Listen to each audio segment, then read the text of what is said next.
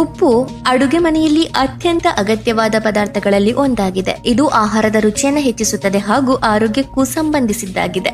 ಅತಿಯಾದ ಅಥವಾ ಸಾಕಷ್ಟು ಉಪ್ಪು ಸೇವನೆಯು ರಕ್ತದೊತ್ತಡ ಮತ್ತು ಹೃದಯದ ಆರೋಗ್ಯದ ಮೇಲೆ ನೇರವಾಗಿ ಪರಿಣಾಮ ಬೀರುತ್ತದೆ.